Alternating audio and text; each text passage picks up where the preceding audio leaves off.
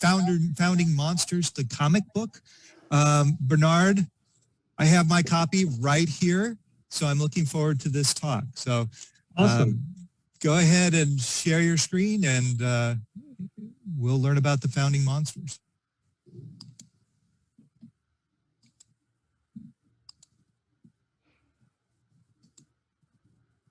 Come on. Okay. So I'd like to thank the conference organizers for allowing Maggie and I to talk about Founding Monsters, the comic book. In Founding Monsters, we consider the various factors that drove America's founding fathers to actively seek out and collect fossils, even as they fought first for freedom from British rule, and then as they established a new nation. The key founding fathers that we consider in the comic book are Benjamin Franklin, Thomas Jefferson, and George Washington. Another important player in what would lead to the birth of American paleontology was fellow revolutionary Charles Willson Peale, an artist who ran the first successful museum in American history, a museum that featured fossils as well as other objects of natural history and his own art and the art of others. This slightly fictionalized sequential art narrative considers in its 20 pages the interplay between the founding fathers and the Pleistocene fossils associated with them. Founding Monsters had its origins in my efforts to create 3D visualizations of fossilized bone, teeth, tusks, and claws from Pleistocene megafauna through the Virtual Creation Laboratory at Virginia Commonwealth University, located in Richmond, Virginia. These efforts began in August 2016, sort of by happenstance. I was scanning archaeological items in Philadelphia and asked if they had any mastodon remains, and they had Benjamin Franklin's mastodon tooth, which they agreed to allow me to scan. The greatest number of Pleistocene-era fossils that belong to a founding father that I've 3D scanned for this project were collected for Thomas Jefferson in 1807 by William Clark from the major paleontological site, Big Bone Lick in Kentucky. And he did this the year after he returned from the Lewis and Clark expedition. These fossils are in the Academy of Natural Sciences in Philadelphia, which also houses the more historically significant fossils associated with Jefferson, literally a handful of Megalonyx jeffersoni hand and arm bones that are the holotype for this giant ground sloth species. The mastodon fossils at the Maryland Center for History and Culture are small in number compared to those of the Academy of Natural Sciences, but are of tremendous historical interest. They are associated with the first scientific expedition in American history, which also recovered the most complete mastodon remains then known. As I'll talk more about later on, Charles Willson Peale directed these investigations, as well as the reconstruction of the first mastodon skeleton mount with carved wooden bones used to replace elements that were missing. And this is one of those carved mastodon caudal vertebra.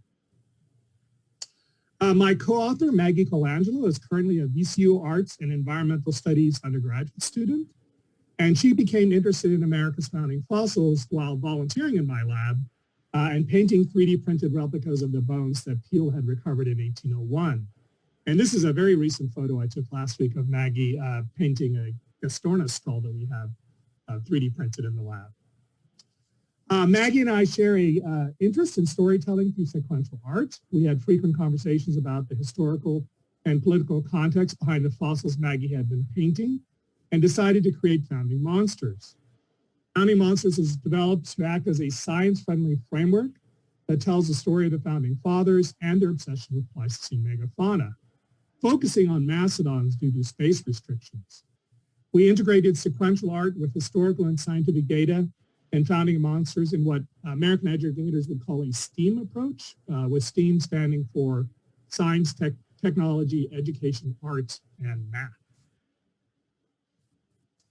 I wrote the background story with Maggie, and she handled all of the art and the script, with the exception of a couple of quotes. We did much of the initial work remotely due to COVID restrictions during the summer of 2020, and Maggie was supported during that summer with a research grant from the university.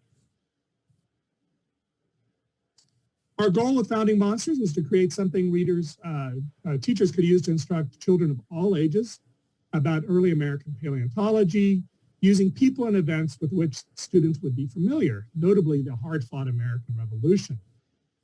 Americans successfully fought British tyranny in the late 18th century, but faced an existential threat to forging a national identity that came from a close ally, the French, whose aid was critical to the success of the American War for Independence. In the 18th century, France was at the forefront of European science, with the Comte de Buffon among the nation's most prominent intellectuals. Buffon wrote in his extensive natural history of the world that American animals and plants were inferior, degenerate, compared to those of the Old World. He argued that the Americas themselves would also cause a degeneration of Old World people, animals, and plants introduced into this hostile environment. For Buffon, humidity was seen as a major factor causing American degeneracy. Buffon's theory of American degeneracy was widely accepted across Europe and even in North America. Benjamin Franklin spent several years in France during the American Revolution and the years after, advocating for the American cause. He was widely acknowledged as a genius, but this was actually seen as supporting Buffon's theory of American degeneracy. According to this theory, there should have been more than one genius in America. Buffon's theory was a frequent topic of conversation at dinner parties that Franklin and other Americans attended.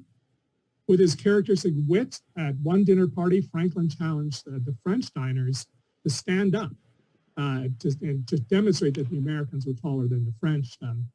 He was not taken up on his offer. Jefferson led efforts to gather information on climate, geography, and extant as well as extinct animals, and published a response designed to counter Buffon's ideas in his Notes on the State of Virginia, which was the only book he ever wrote in his lifetime. Jefferson at one point labored to obtain and then send to Buffon a moose carcass, showing that there were large animals living in America, but Buffon died before commenting on this putrid moose mess. Buffon's death actually did not end belief in the theory of American degeneracy. Living animals or their stuffed versions were not seen as sufficient to counter the theory. Fortunately, the bones, teeth, and claws of large animals from across the Americas were coming to the attention of American and European scientists. Early European settlers in North America initially attributed these fossils to biblical giants, and some fossil teeth were correctly identified as related to elephants by enslaved laborers from Africa, and these were presumably mammoth teeth. At various points, Franklin, Jefferson, and Washington all owned mastodon fossils, and Franklin was even sent fossils from Big Bone Lick when he was in London. The Founding Fathers did not put their interest in fossils on hold during the American Revolution. Washington actually took a break between battles to visit a farm in New York State where mastodon fossils had been found. Later, after fighting ended but before a peace treaty was signed, Washington loaned troops to a German doctor attached to enemy troops who wanted to recover some mastodon fossils from this very same farm. The bits of teeth and stray bones of mastodons, mammoths, and giant ground sloths were not seen as sufficient to counter the theory of American degeneracy.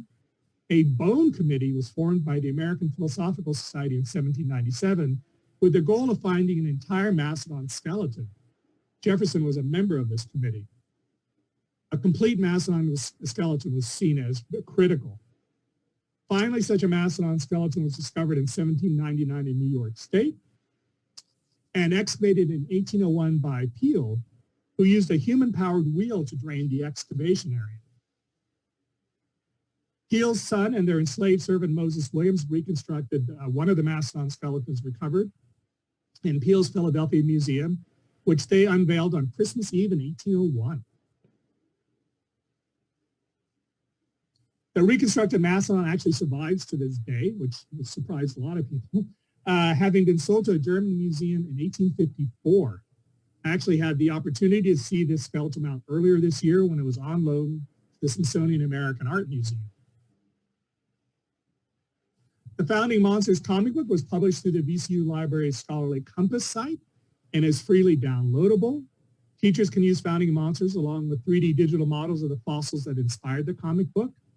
These are all available to be freely manipulated online, and many can be freely 3D printed for classroom use. We included a timeline that allowed us to at least briefly present some historical discoveries that we did not have room for in our Founding Monsters narrative. Maggie and I actually just published a sequel of sorts called Founding Monster Tales. This is not a single narrative, unlike Founding Monsters. Many of the illustrations were created for an exhibit of 3D printed replicas of Pleistocene fossils, including Franklin's mastodon tooth, megalonic bones sent to Jefferson, and bones and wooden replicas associated with Peale's mastodon. Founding Monsters Tales is only a dozen pages, including the covers, but does, I think, complement Founding Monsters well. Two short vignettes are related to misinterpretations of mastodons. Mastodons were once incorrectly interpreted as possible carnivores, even exhibited by Peale's son Rembrandt in the Philadelphia Museum with tusks pointed downward as if they were fangs. Jefferson, although seen by many as a father of American paleontology, was a great skeptic of extinction and tasked Lewis and Clark with finding him proof of living mastodons and giant ground sloths on their expedition out west. Jefferson also famously misinterpreted the giant ground sloth fossil sent to him as belonging to a lion that was 3 times larger than an African lion. He got a consolation prize in getting the Megalonyx jeffersoni named after him. Maggie's illustration here aptly covers one of my favorite amusing anecdotes relating to the Founding Fathers' efforts to challenge the theory of American degeneracy. James Madison, a future president himself, measured weasels for Thomas Jefferson. And those weasel measurements are in Jefferson's book. Maggie also drew a short primer showing the difference between mastodons and mammoths. While mastodons are central to founding monsters in American history, most Americans are more familiar with the woolly mammoth than they are with the mastodon. Maggie also wrote and illustrated a short and poignant biography of Moses Williams, who was seen by Peale as important to making it possible to reconstruct the first mastodon skeleton that was mounted in his Philadelphia museum, in addition to carving some of the wooden mastodon bone replicas. Maggie, I would like to thank the organizers of the conference for allowing us to talk about founding monsters. My research into America's founding fossils was supported by a VCU seed grant in 2018 and 2019, and a VCU Humanities Center travel grant in March 2020, which I narrowly got in before COVID restrictions hit. America's Founding Fossils were 3D scanned at Independence National Historical Park, the Academy of Natural Sciences in Philadelphia, and the Maryland Center for History and Culture, who are thanked for their support of this project. The Founding Monsters comic book was supported by a VCU Undergraduate Research Opportunities Program summer fellowship for Maggie Polangelo during the summer of 2020, and funding that I've been able to provide her since. And you don't need to see all the slides I deleted from my presentation. So let me see, I'm trying to end share. There we go. Thank you, I Bernard. do Zoom every day. You think I know how it works. I know. I'm the same way. We did have a question in the talk. You kind of answered it. Where are these 3D models online? So can you talk a little bit about where they are and what you've been doing with 3D scanning over the last decade or so? Almost a decade. So the models are available on. Can I put it in the chat? So I just put the link to your Sketchfab page into the chat, so that'll probably make it back from the admin. But okay, yeah. So on Sketchfab.com we have these models available. There are collections of models, which unfortunately, because of the way Sketchfab is structured, are not alphabetical. So you'd have to sort of sort through them. And I have things in more than one collection. But there's a collection for the Academy of Natural Sciences. There's a collection for the Maryland Center for History and Culture, and then there's a collection for Independence National Historical Park. And the models from Independence National Historical Park and from the Maryland Center for History and Culture can be freely downloaded. The Academy has not given me permission for their models to be downloaded. We're sort of talking about the best way to do that.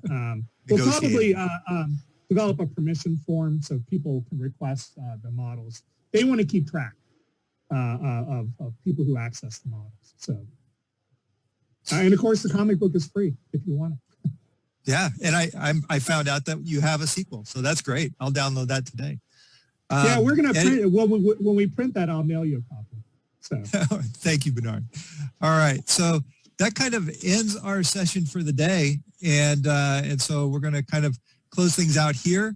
I would like to thank the organizing committee and our hosts in sponsoring this again, and thank you to all the participants and all the speakers. This has been a really fantastic session, so thank you very much.